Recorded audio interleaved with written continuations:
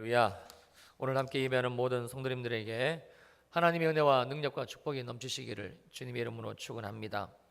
우리 교회는 지난 2주간 2017년도 전교인 수련회 주제인 여호와의 영광이 맹렬한 불같이 출애굽기 24장 17절 말씀을 붙잡고 매일 저녁마다 모여 기도하고 그리고 은혜를 받고 수련회 준비를 해왔습니다. 그리고 드디어 오늘 포천에 있는 수련회 장소로 주일학교 아이들까지 약 200명의 인원이 이동을 합니다. 그리고 거기서 오늘부터 3박 4일 동안 매일 3번의 집회가 이루어집니다. 우리 평촌일교회 전교인 수련회 프로그램은요 굉장히 단순합니다. 아침 먹고 찬양하고 말씀 듣고 기도하고 그리고 점심 식사하고 좀 쉬다가 다시 모여가지고 찬양하고 말씀 듣고 또 기도합니다. 그리고 저녁 식사하고 또 모여 찬양하고 말씀 듣고 기도합니다. 이렇게 3박 4일 꼬박 집회만 하지요. 그런데 별 프로그램도 없는 이처럼 단순한 집회에 하나님이 주신 은혜는 매년 크고 놀라웠습니다. 제가 평촌일회교회를 섬기는 목사라서 드리는 말씀이 아니라 세계 어디를 가도 이렇게 은혜 받을 수 있는 성령의 충만함의 기름 부으심의 은혜가 있는 아마 교회나 수련회는 없을 것입니다. 그리고 틀림없이 이번에도 하나님이 예비하신 은혜가 우리 가운데 넘칠 것입니다. 그렇다면 우리 교회가 왜 굳이 이 무더운 여름에 200명이라는 적지 않은 성도님들을 여기서 약 2시간 가까이 걸리는 포천까지 이동해서 수련회를 하는 걸까요? 그래도 여러분들은 개인 짐만 싸가지고 가시면 되지만 저를 비롯한 교역자들은 이번 수련회를 위해서 준비해야 될 게 한두 가지가 아닙니다. 포천에 있는 수련회 측은 장소만 제공하기 때문에 음향 장비, 영상 장비를 비롯한 모든 필요한 물품들을 일일이 다 체크하고 포장해서 그리고 가지고 가야 되고 거기서 또 3박 4일 동안 집회를 할 수 있게 세팅을 해야 됩니다. 심지어 비상약 그리고 여러분이 드시는 간식까지 다 준비해 가지고 가지고 갑니다. 그렇게 빠짐없이 챙겨야 집회를 무리 없이 진행할 수 있기 때문입니다. 이렇게까지 수고를 했더라도 수련을 하는 이유는 여러분 다른 거 없습니다. 오직 한 가지입니다. 그것은 바로 여러분들에게 은혜를 받게 하는 것입니다. 하나님이 우리들에게 약속하신 성령을 그것도 충만하게 받는 것, 이것 외에 다른 이유는 아무것도 없습니다. 제가 이런 말씀을 드릴 때 혹 어떤 분은 이런 생각을 하실 수도 있습니다. 아니 굳이 포천까지 가서 집회를 해야 그래야 은혜를 받고 성령을 받는 것인가? 여러분은 어떻게 생각하십니까? 우리가 가지고 있는 생각의 오류 가운데 하나는요 하나님이 주신 이 은혜에 대한 부분입니다. 무엇인가 하면 우리가 언제 어디서나 하나님께 은혜를 구하기만 하면 하나님은 항상 늘 은혜를 주신다라는 생각이며 심지어 어떤 분은 하나님은 사랑의 하나님이시기 때문에 우리가 굳이 따로 모이고 그리고 부르짖으며 소리를 질러 기도를 하지 않아도 하나님은 늘 우리를 품어주시고 그리고 은혜로 인도해 주신다라고 생각하시는 분이 있다라는 겁니다. 물론 하나님은요 늘 언제나 우리들에게 은혜 주시기를 기뻐하십니다. 그러나 그렇다고 해서 하나님이 그 은혜를 그 성령의 기름 부으심의 은혜를 아무에게나 또 아무렇게나 주신다는 뜻은 결단코 아닙니다. 잠언 8장 17절 말씀을 보면 나를 사랑하는 자들이 나의 사랑을 입으며 나를 간절히 찾는 자가 나를 만날 것이라고 말씀하고 있어요. 즉 주님이 주시는 은혜를 간절히 사랑하는 사람이 주님의 사랑을 입습니다. 주님의 은혜를 간절히 찾는 자가 주님의 은혜를 만날 수 있다라는 말씀입니다. 여러분 시편 3편은 다윗의 시 중에 특별히 다윗이 인생 말년에 자기 친아들 압살롬의 반역으로 왕자에서 쫓겨나 생명을 부지하기 위해 정처 없는 도망자가 되었을 때 지은 시입니다. 한마디로 다윗이 큰 환난 가운데 정말 큰 인생의 환난 가운데 하나님을 향하여 고백한 신앙 간증시, 그게 시편 3편입니다. 여러분 시편 3편 4절을 보면 다윗이 이렇게 고백을 합니다. 내가 나의 목소리로 여호와께 부르짖으니 그의 성산에서 응답하시는도다. 일평생 하나님을 사랑하며 하나님만 바라보며 산 다윗입니다. 그리고 지금 다윗이 처한 이 형편, 인생의 큰 환난은요 정말 누구보다 하나님이 잘 아십니다. 그렇다면 우리가 인간적으로 생각할 때에는 하나님은요 다윗이 굳이 부르짖어 찾기 전에, 하나님을 향해서 나 좀 살려달라고, 나 좀 이 환난에서 건져달라고 부르짖어 찾기 전에 하나님은 다윗을 찾아오시고 그리고 위로하시고 구원을 해 주셔야 했습니다. 이것이 보통의 감정을 가진 사람이라면 누구나 해야 되는 도리이고 그리고 기본적인 양심입니다. 그런데 하나님은 다윗에게 그렇게 하시지를 않으셨습니다. 큰 환난 가운데 처한 다윗이 친히 자기의 목소리로 그것도 여호와 하나님께 부르짖으며 찾았을 때에, 바로 그때에 하나님은 비로소 다윗에게 응답하시게 됩니다. 그리고 분명한 사실은 하나님은요, 오늘도 동일한 패턴으로 동일한 방법으로 역사하신다는 사실이에요. 하나님은 우리가 간절히 찾을 때에 은혜를 주시고 응답해 주십니다. 왜냐하면 첫째, 하나님이 주시는 은혜는 세상 그 어떤 것과 비교할 수 없는 귀한 것이기 때문에 아무에게나 또 아무렇게나 주시지를 않습니다. 둘째, 그래서 하나님은 반드시 그 은혜를 구하는 자, 그 성령의 충만하심을 사모하는 자의 중심, 즉 마음의 간절함을 보시고 그리고 확인하시고 그리고 그 은혜를 주시기 때문입니다. 우리가 포천에서 수련을 하기 위해 모든 수고와 노력을 아끼지 않는 이유가 여기에 있습니다. 하나님의 은혜를 간구하는 마음으로 휴가를 수련의 기간으로 대체하고 또 하나님이 주실 은혜를 소망하며 지난 2주 동안 준비 기도회를 매일 저녁마다 드린 이유 또한 이것입니다. 하나님은 반드시요 그 은혜를 간절히 사모하며 구하는 자, 기도하는 자에게만 주십니다. 그리고 하나님이 주신 은혜는 우리의 삶의 모든 가치와 기준을 바꾸시게 되고 하나님의 축복으로 우리의 인생을 인도해 가십니다. 한마디로 인생 대역전의 드라마가 하나님의 은혜, 하나님의 성령의 충만한 기름 부으심으로 말미암아 펼쳐진다라는 말씀입니다. 저는 이번 수련의 기간 동안 하나님이 바로 이 은혜를 우리 모든 교회 가운데 주실 것을 간절히 소망하며 또한 확신합니다. 사랑하는 성도님들, 하나님이 이번 수련의 기간 동안 전 교회적으로 우리 모든 평천일의교회 성도님들에게 우리 모든 가정 가운데 부어주시는 놀라운 이 은혜를 한 사람도 빠짐없이, 정말 한 분도 빠짐없이 다 받게 되시기를 주님의 이름으로 축원합니다. 제가 서두에 기도를 할 때, 그리고 처음 말씀을 시작할 때에 혹 불가피한 이유로 가지 못하신 분이라 할지라도 여러분의 기도의 처소에서 함께 이 절기 동안 기도를 하시게 되면 하나님이 동일한 은혜를 주신다고 말씀을 드렸는데, 어떤 분이 이 말씀을 그렇게 생각하세요. 에이, 목사님이 그냥 우리 좋게 들으라고, 가지 못하는 사람 위로받으라고 그렇게 말씀하신 거야. 여러분, 아닙니다. 한번 이번 이 기간 동안 혹 가지 못하시는 분들, 여러분의 기도의 처소에서 한번 기도해 보십시오. 정말 주님이 은혜를 주시나 안 주시나, 정말 주님이 동일한 은혜를 주시나 안 주시나. 하나님은 이번 우리 교회 가운데 은혜 주시기로 약속하신 이 시간 동안에 모든 자들에게, 우리 모든 교회 가운데 이 하나님의 은혜를 충만하게 채워 주실 것입니다. 그렇다면 하나님이 이번 수련회 때에 부어주시고 또한 그 약속의 말씀을 믿고 간절히 기도하는 우리 모두에게 반드시 오실 것이라고 약속하신, 말씀하신 성령, 그분이 누구신가? 자, 오늘 본문 요한복음 16장 7절 말씀 저하고 다시 한번 읽습니다. 시작. 그러나 내가 너희에게 실상을 말하노니 내가 떠나가는 것이 너희에게 유익이라.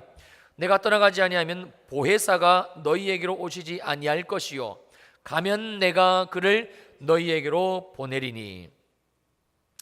첫째, 성령은요 보혜사입니다.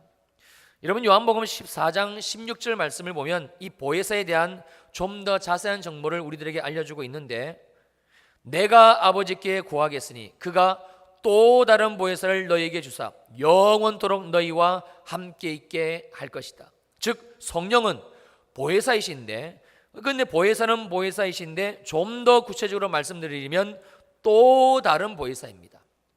여기에서 또 다른 보혜사란 말은 원래 보혜사가 있는데 그 보혜사 말고 똑같이 보혜사의 일을 하시는 또 다른 한 분의 보혜사가 계시다라는 말씀입니다.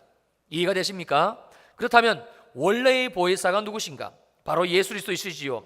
그리고 예수님이 공생의 3년 반 동안 이 땅에 쓰인 사역들, 그분이 이루신 모든 구원의 일들, 그 일들을 보혜사로 하신 그 모든 일들을 이제 예수님이 안 계신 그 모든 일들을 고스란히 성령께서 또 다른 보혜사로서 일하고 계신다라는 말씀입니다. 그럼 성령께서 예수님의 바톤을 이어받아 일하고 계시는 보혜사, 그분은 어떤 분이신가? 이 보혜사라는 단어의 헬라어는 파라클레토스인데요, 이 파라클레토스라는 말은 그 원어적인 의미가 돕기 위해서 부름을 받은 자, 남을 위해서 나타난 자, 돕는 자, 위로자, 중재자, 여러 가지 뜻을 가지고 있습니다. 그리고 이 의미를 우리가 몇 개의 영어 성경을 살펴보면 의미가 좀 더 명확해지는데요, 첫째, KJV 영어 성경을 보면 이 보혜사를 위로자, 즉 컴포터로 번역하고 있습니다. 그러니까 또 다른 보혜사로 우리들 가운데 오신 성령님은요, 우리의 위로자가 되시고, 그래서 성령의 충만함을 받게 되면, 성령께서 우리에게 오시게 되면, 우리가 그 성령을 받게 되면 우리는 말할 수 없는 하나님의 위로를 경험하게 된다라는 말씀입니다. 이 KJV 영어 성경에서 언급하고 있는 컴포트, 이 위로자라는 의미는 우리가 흔히 알고 있는 위로의 의미와는 비교가 되지를 않습니다. 상처의 쓴뿌리를 치유하시는 위로, 문제의 근원을 해결하고 회복시켜 주시는 위로입니다.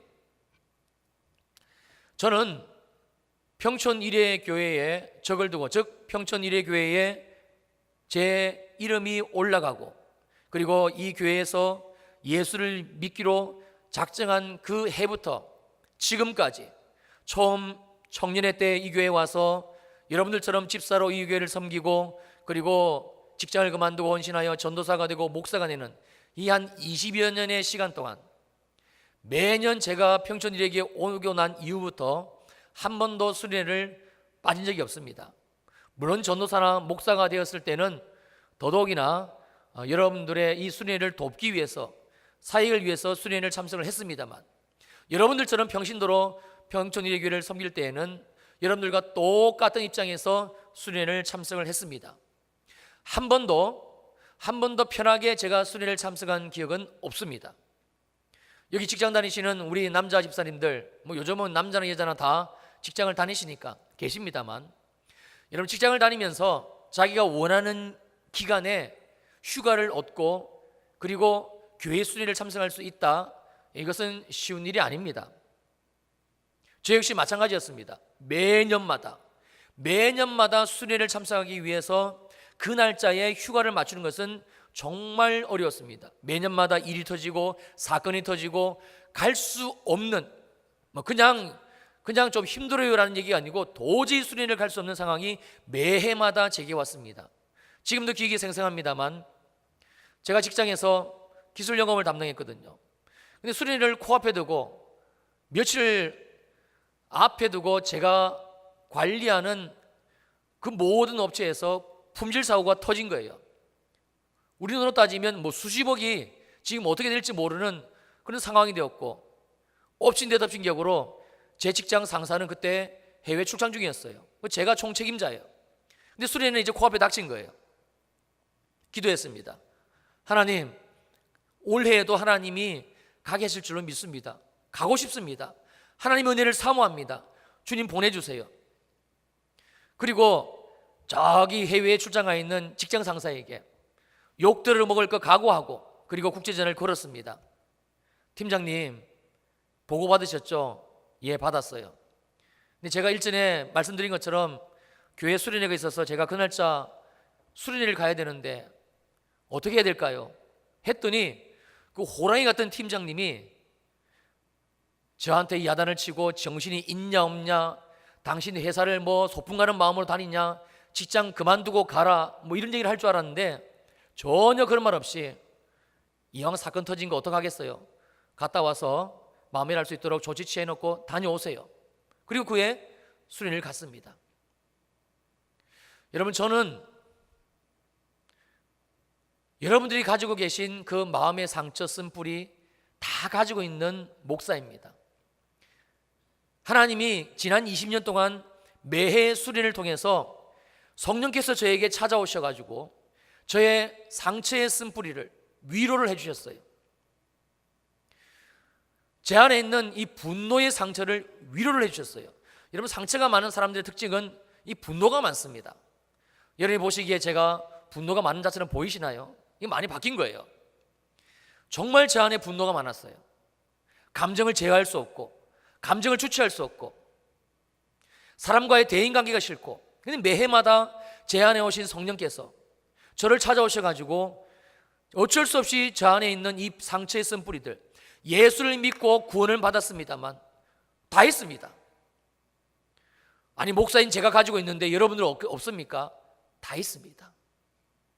아들이라는 사실은 우리에게 가장 큰 상처를 주는 사람은 부모입니다. 가장 가까이서 나를 사랑하시는 그 부모가 가장 많은 우리에게 상처를 주고, 그 상처가 쓴뿌리가 되고 우리의 성격과 기질과 모든 우리의 대인관계를 막는, 하나님 앞에서의 믿음의 삶을 저해하는 요소로 작용을 하더라고요.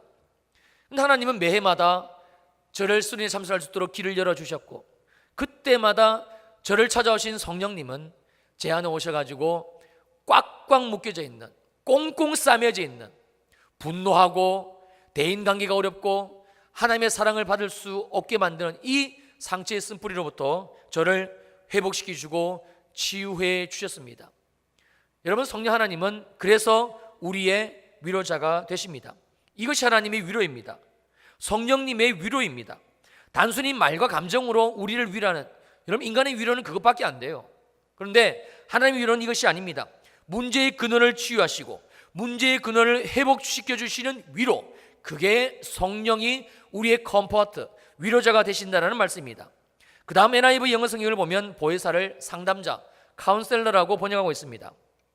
여기에서 언급하고 있는 상담은요, 인생 상담, 진로 상담, 결혼 상담, 고민 상담이 아닙니다.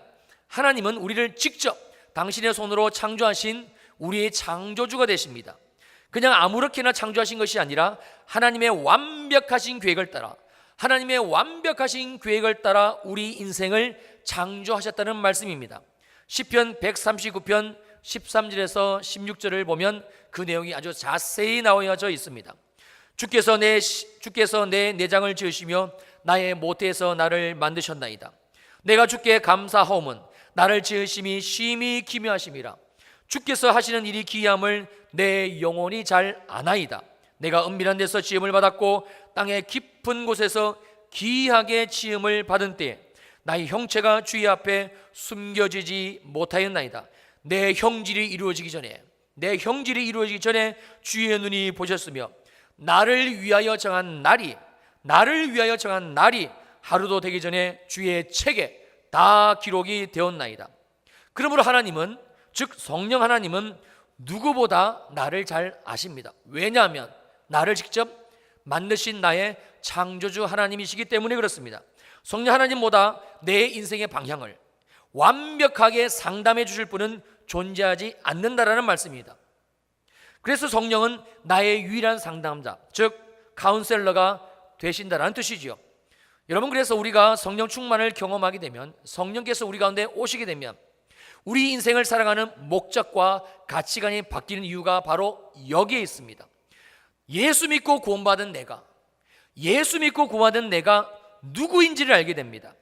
하나님이 내 인생을 얼마나 존귀하고 보배롭게 만드셨는지에 대해서 깨닫게 됩니다.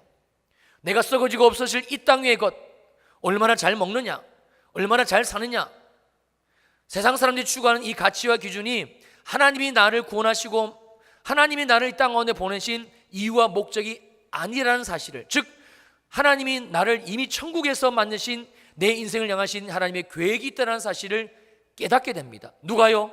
성령님이. 어떤 성령님요? 우리의 상담자, 카운셀러가 되시는 성령께서 우리에게 오셔가지고 우리의 인생을 알게 해주시기 때문에, 즉 상담해 주시기 때문에 우리의 인생의 가치관이 바뀌게 된다는 말씀입니다. 마지막으로 세 번째, NASB 영어 성경을 보면 이 성령을 보혜사인 성령을 돕는 자, 즉 헬퍼로 번역하고 있습니다. 여기에서 돕다라는 의미는 크게 두 가지인데요. 첫째, 나를 돕는 분이 하나님, 즉 능치 못함이 없는 전능하신 하나님이시기에 하나님이 주시는 그 도움은 완벽하고 온전한 도움이라는 말씀입니다. 돕지 못하는 영역이 없습니다. 어떤 사건, 어떤 문제도 나를 도우시는 분, 나를 도우셔가지고 그 모든 문제의 근원에서 나를 끄집어내시는 분, 그분이 바로 성령 하나님이십니다. 두 번째, 나를 도우시는 하나님, 나를 도우시는 성령 하나님은 누구보다 나를 사랑하시는 나의 구원이 되시는 하나님이시기에 여러분, 그 도움은 온전히 나를 위한 것이라는 말씀입니다. 그래서 그 도움은 한두 번 도와주시는 것으로, 그냥 한두 번 나를 도우시는 것으로 끝나는 것이 아닙니다. 끝도 없고 한도 없습니다. 우리가 그 하나님의 도우심으로 모든 문제에서 해결함을 받을 때까지 주님은 끝까지 우리를 도와주십니다. 우리가 잘 아는 사랑의 특징, 하나님이 가지고 계신 사랑의 특징은 오래 참는 것입니다. 한이 없고 끝이 없는 것은 나를 향하신 하나님의 사랑의 특징이며, 성령 하나님은 바로 그 사랑을 가지시고 한도 없고 끝이 없이 우리를 기다리시고 또 인내하시는 그 사랑을 가지고 우리를 끝까지 도우시고 인도하시는 하나님이시라는 말씀입니다. 히브리서 4장 16절입니다. 그러므로 우리는 긍휼하심을 받고 때를 따라 돕는 은혜를 얻기 위하여 은혜의 보좌 앞에 담대히 나아갈 것이니라.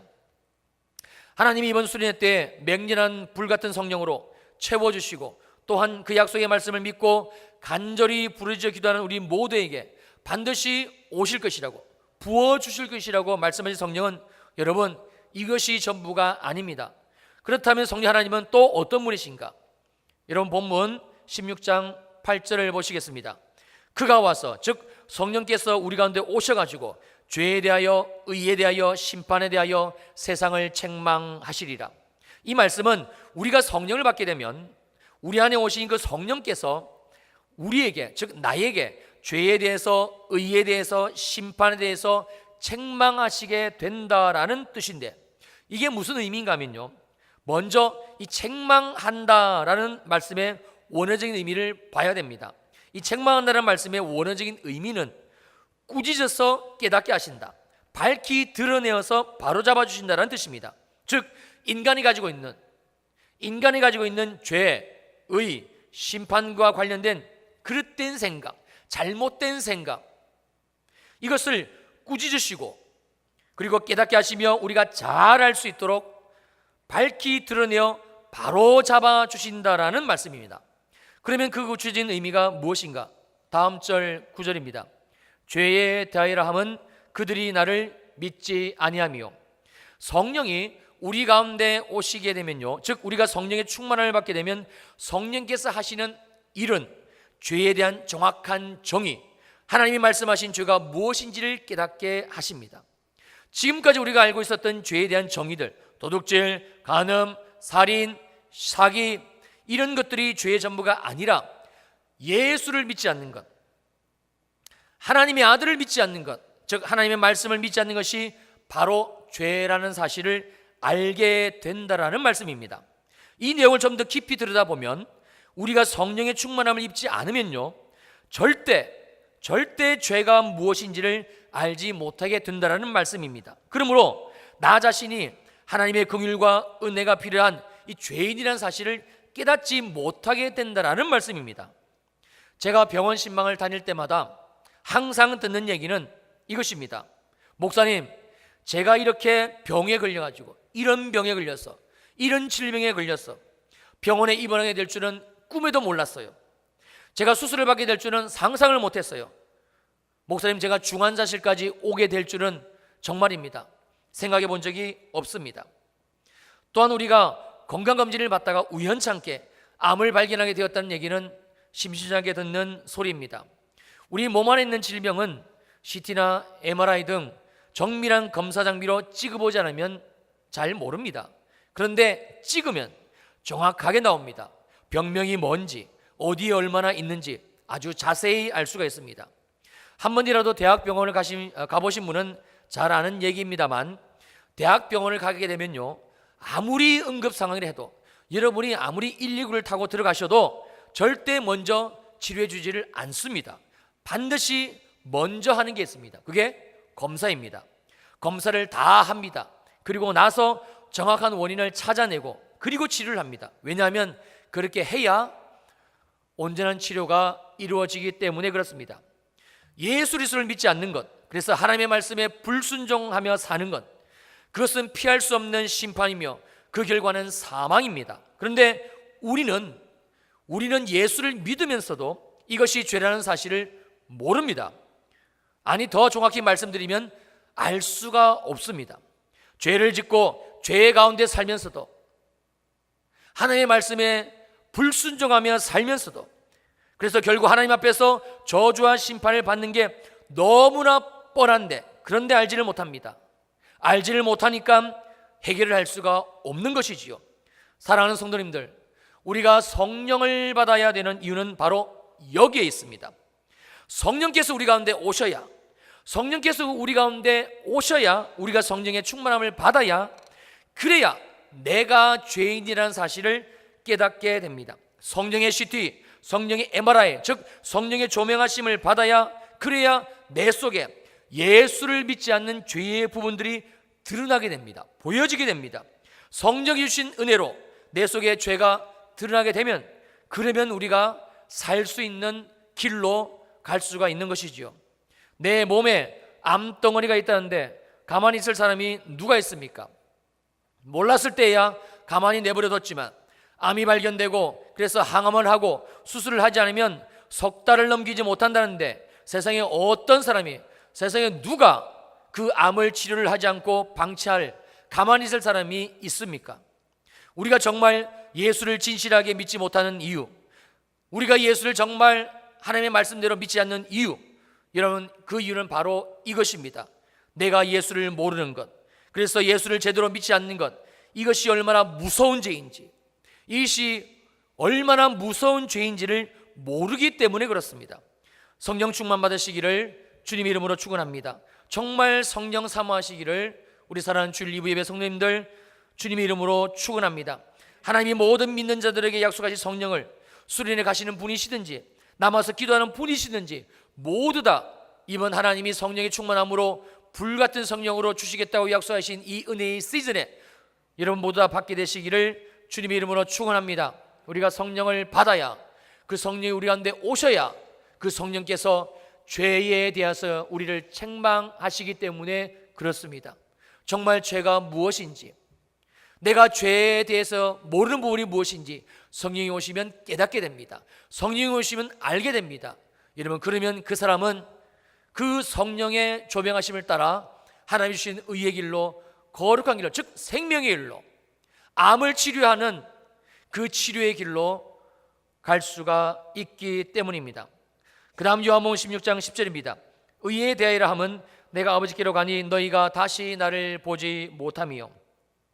우리가 성령을 받게 될 때 일어나는 또 하나의 사건은 오직 예수 그리스도만이 의가 되심을 알게 되는 것입니다. 여러분, 10절의 내용을 여러분이 알기 쉽게 설명을 해드리면 이렇습니다. 하나님이 말씀하시는 의, 즉 우리가 소망하고 바라봐야 되는 의는 오직 십자가에서 죽으시고 부활하시고 승천하신 예수 그리스도밖에는 없다라는 내용의 말씀입니다.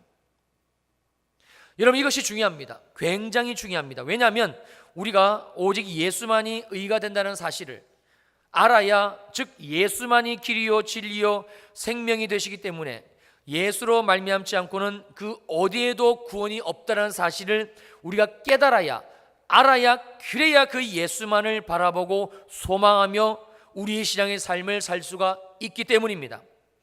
여러분이 아무리 처음 가는 길이라 할지라도 내비게이션만 있으면 문제가 없습니다. 걱정할 것도 없지요. 왜냐하면 이 내비게이션이 안내하는 대로 우리가 길을 따라 가면 되기 때문입니다. 우리는 모두 다 천국 가는 길을 모릅니다. 하나님이 예수 믿고 구원받은 우리들에게, 하나님의 자녀가 된 우리 모두에게 주신 그 축복의 길이 무엇인지, 어떤 길인지, 어떻게 가야 되는지 우리는 알지를 못합니다. 그러나 방법이 있습니다. 오직 한 가지 유일한 방법, 그것은 바로 예수 그리스도입니다. 하나님의 유일한 의가 되시는 분, 천국을 가는 유일한 길이 되시는 분, 우리는 그래서 예수 그리스도만을 소망하고 바라보며 우리의 인생길을 걸어가면 되는 것입니다.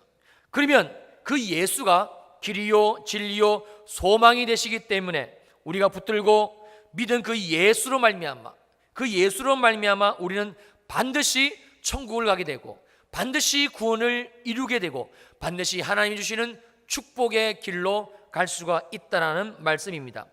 그리고 우리의 유일한 의가 되시는 이 예수를 알 수 있는 방법, 그것은 바로 성령의 충만함을 받는 방법밖에는 없습니다. 그래서 우리는 반드시 성령의 충만함, 즉 성령의 은혜를 받아야만 합니다. 마지막으로 성령이 우리 가운데 오시면 일어나는 정말 중요한 사건이 하나 더 있습니다. 11절 말씀 저하고 함께 읽습니다. 시작. 심판에 대하여라 함은 이 세상 임금이 심판을 받았습니다. 여기에서 말씀하고 있는 이 세상 임금은 바로 사단 마귀입니다. 즉 성령께서 임하시게 되면 우리가 분명히 알 수 있는 게 있는데, 그것은 바로 사단 마귀가 내가 믿는 예수, 여러분 안에 예수 있으신가요? 여러분 안에 예수 믿는 믿음이 있으신가요? 그 믿음으로 말미암아 내가 믿고 고백하는 그 예수로 말미암아 이미 사단 마귀가 완벽하게 심판마다 끝장난 존재라는 사실을 깨닫게 되는 것, 이것은 성령께서 우리 가운데 오시지 않으면 알 수가 없습니다. 여러분, 이 사단 마귀가 우리를 무너뜨리는 아주 강력한 무기가 있습니다. 그게 무엇인가 하니 거짓입니다. 우리를 속이는 거예요. 우리가 온전히 예수를 믿지 못하게 속입니다. 우리가 말씀대로 행하며 말씀대로 하나님의 축복을 받지 못하도록 자꾸 우리의 삶을 통해서 거짓을 말합니다. 저와 여러분의 신분이 하나님의 자녀가 되었다는 사실을 믿지 못하게 끊임없이 속이는 자, 끊임없이 우리를 속이는 자, 그 자가 사단이고 마귀입니다. 아닙니다. 거짓입니다. 마귀는 이미 심판을 받았습니다. 절대 예수 믿고 구원받은 우리를 그 사단 마귀는 우리를 어떻게 하지를 못합니다. 성령이 오시면, 성령이 우리 가운데 임하시면 바로 이 사단 마귀에 대한 정확한 정보, 내가 믿은 예수, 내 안에 계신 예수, 하나님이 내게 주신 이 예수 그리스도의 믿음의 고백, 이것으로 말미암아 사단 마귀는 이미 심판마다 끝장이 난 존재라는 사실을 깨닫게 되고, 그리고 그 믿음, 그 깨달음을 가진 자는 어떤 삶을 살게 되는가? 다시는 사단 마귀의 속임수, 간계, 거짓말, 거기에 속아 넘어지지 않는 믿음의 길을 걸어갈 수가 있다라는 말씀입니다. 우리가 이 성령을 받지 않으면 어쩔 수 없습니다. 여러분, 사단 보이시나요? 마귀 보이시나요? 예수를 믿으면서도 그런 분이 계세요. 영적 전쟁이 어디 있냐고, 사단이 어디 있고 마귀가 어디 있고 귀신이 어디 있냐고. 우리가 예수를 믿게 되면 보이지 않는 영역들 두 가지가 보여지게 됩니다. 첫째는 하나님입니다. 하나님은 영이십니다. 그러나 우리가 하나님이 주시는 성령을 받게 되면, 즉 은혜를 받게 되면 하나님이 보여지기를 시작합니다. 예수 그리스도가 보여지기를 시작합니다. 성령이 보여집니다. 그래서 우리가 이 믿음의 길을 걸어갈 수가 있는 거예요. 또한 우리가 예수 믿고 구원받게 되면 보여지지 않았던, 지난날에 볼 수 없었던 한 가지의 영역이 볼 수가 있습니다. 그것은 바로 사단이고 마귀이고 귀신입니다. 우리가 예수를 믿게 되면 이 두 가지가 다 볼 수 있어야 됩니다. 여러분, 이것을, 이 볼 수 있는 눈을 무엇이라고 얘기하는 거 아니? 영안이라고 얘기를 합니다. 하나님을 볼 수 있는 눈, 하나님을 볼 수 있는 믿음의 눈, 하나님의 성령을 볼 수 있는 믿음의 눈, 말씀대로 살면 반드시 축복을 받는다는 말씀이 믿어지는 믿음의 눈, 그게 영안입니다. 또한 이 영안이 열려지면 하나님이 주신 이 축복, 이 구원을 우리에게 절대 누리지 못하며 구원받지 못하도록, 하나님이 주신 이 자녀의 신분을 누리지 못하도록 오늘도 끊임없이 우리를 속이는 자, 사단 마귀의 간계, 거짓말이 보여집니다. 그게 영안입니다. 우리가 예수를 믿고 구원을 받았습니다만 하나님의 은혜를 사모하고 기도하며 하나님 앞에 정말 온전히 살기 위해서 애를 씁니다만, 여러분 여쭤볼게요. 여러분의 뜻대로 인생이 되던가요? 여러분이 바라고 소망하는 대로 여러분의 인생이 사라지던가요? 아닙니다. 우리가 예수를 믿고 구원받고 하나님의 자녀가 되었습니다만 우리의 인생에 우리의 뜻대로 되는 것은 없습니다.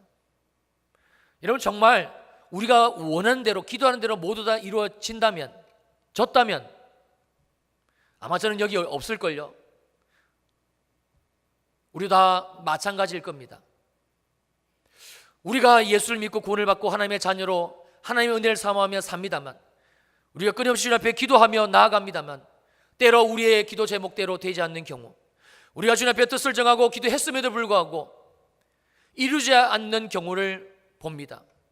여러분, 그때마다 어김없이, 정말 어김없이 사단은요 우리 안에 들어와서 우리의 생각과 마음의 틈바구리를 비집고 들어와서 때로는 예수 믿지 않는 남편과 예수 믿지 않는 우리 주위의 사람들을 통해서, 때로는 예수는 믿지만 은혜를 모르는 사람들을 통해서 우리를 속입니다. 우리에게 거짓말을 합니다. 너 예수 믿는다며, 너 구원받았다며, 너 하나님의 자녀라며, 너 예수 믿고 구원받고 그렇게 평촌일의 교회 저녁마다 기도하대, 너 그렇게 교회에 충성하대, 그런데 너의 자녀는 왜 그러냐, 너의 삶의 모습은 왜 펴지지 않느냐, 그렇게 하나님 앞에 복을 달라고 기도하는데 왜 너의 기도 제목 하니까 이루어지지 않느냐, 우리를 비난하고 우리를 조롱하고 예수 믿고 하나님의 은혜를 사모하며 기도하며 나아가는 우리의 믿음의 질을 꺾어내립니다. 사랑하는 성도님들, 거짓입니다. 속임수입니다. 하나님은 반드시 우리가 예수 믿고 구원받아 하나님의 자녀가 되고 그리고 주님 앞에 예배하며 기도하는 모든 것들을 하나님의 신시한 때에 이루십니다. 믿으시기를 축원합니다. 우리의 때가 아닌 하나님의 때에 반드시 이루십니다. 반드시 선하심을 이루시는 분, 그분이 우리를 구원하신, 그분이 우리를 모든 죄와 저주와 사망 가운데서 구원하신 주 예수 그리스도의 아버지 되시는 하나님이십니다. 성령이 우리 가운데 오시지 않으면, 내가 성령을 받지 않으면, 내 안에 성령이 계시지 않으면 우리에게 찾아오는 이 사단 마귀의 괴계, 거짓말, 속임수, 우리의 믿음을 무너뜨리고 우리의 믿음의 여지를 꺾어내리는 이 사단의 음성에 절대 대적할 수가 없습니다. 마음이 무너져 내리고 기도할 수 있는 힘이 무기력하게 되고 넘어지고 쓰러질 수밖에 없습니다. 왜냐하면 여러분, 사단 마귀는 우리보다 수가 높습니다. 우리는 못 보지만 그들은 우리를 보고 우리 안에 있는 연약함을 잘 압니다. 왜요? 왜 사단 마귀가 우리의 연약함을 잘 압니까? 여러분들은 여기 있는 목사의 가장 약점이 무엇인지, 여기 있는 목사의 가지고 있는 죄 중에서 정말 이것만 톡 건드리면 넘어질 것이 무엇인지 여러분은 모르시잖아요. 마귀는 알아요. 왜냐하면 우리가 예수 믿고 구원받기 이전에 성경이 말씀하시기를 너희 아비 마귀에게서 났으니 사단 마귀에게 종노릇하며 살았으니, 우리의 이전의 삶의 실상, 우리의 이전의 상태를 성경은 사단 마귀에서 태어났다고, 그래서 사단 마귀에서 종노릇하며 살았다고 분명히 얘기하고 있기 때문에 그렇습니다. 우리 모두 다 자기의 것이었어요. 마귀의 것이었어요. 그런데 하나님의 크신 긍휼과 은혜로 우리에게 예수를 믿게 하시고, 우리에게 예수를 믿게 하시고, 하나님이 우리를 그 모든 죄와 저주와 사망 가운데서 끄집어내시고 하나님의 자녀로 삼으셨습니다. 그리고 예수 믿는 자답게, 구원받은 자답게 천국 백성으로 천국의 삶을 살게 하셨습니다. 그 삶을 살게 하시기 위하여 이제 다시는 사단 마귀에게 마음을 빼앗기지 말라고 우리에게 찾아오신 분, 누구십니까? 성령님이십니다. 우리 주님이 제자들에게 내가 떠나가는 것이 너희에게 유익하다, 내가 떠나가면 아버지께서 내 이름으로 너희에게 성령을 보낼 것이다, 너희는 성령을 사모하라, 너희들의 성령의 충만함을 주실 것이다. 그 성령이 너희에게 오시게 되면 죄에 대해서, 의에 대해서, 심판에 대해서 너희를 책망하시고 너희를 꾸짖으시고 너희 안에 있는 그 믿음 없는 실상을 성령께서 태워주시고 하나님이 주신 약속의 말씀대로 너희의 온전한 믿음을 세워주실 것이다. 할렐루야. 이것이 성령이 우리 가운데 오셔야만 되는 이유, 우리가 성령의 충만함을 받아야 되는 이유가 됩니다. 사랑하는 우리 성도님들, 성령 충만하시기를 정말 성령 사모하시기를 주님의 이름으로 축원합니다. 여러분, 안 됩니다. 절대 우리의 의지와 우리의 노력으로 우리의 문제가 해결되지 않습니다. 하나님의 이 축복의 이 말씀이 우리 가운데 이루어지질 않습니다. 그래서 우리 가운데 성령을 보내신 거예요. 정말 감사한 것은 하나님이 2017년도 이 은혜의 시즌에 우리 평촌일교회 모든 성도님들에게 이제 오후에 출발하여 오늘 저녁부터 이루어질 모든 집회 가운데 하나님의 성령의 충만하심을 약속하시고 주실 것이라는 사실이며, 또한 함께 이 자리에 여러분의 기도하는 처소에서 기도하실 때에 하나님이 예비하신 은혜가 반드시 있게 될 것이라는 사실입니다. 하나님이 예비하신 이 은혜가, 이 성령의 충만하심이 사모하고 또 사모하는 우리 모두에게, 우리 모든 평전일교회 성도님들에게, 특별히 주일 예배 우리 모든 성도님들에게 충만하시기를, 강력한 불로 충만하시기를, 그리하여 보혜사 성령을 경험하시고 죄에 대해서, 의에 대해서, 심판에 대해서 나를 책망하신 성령을 경험하시고 하나님 우리에게 주신 의의, 거룩의, 진리의 삶을, 축복의 인생들 되시기를 주님의 이름으로 축원합니다. 아멘. 기도하시겠습니다.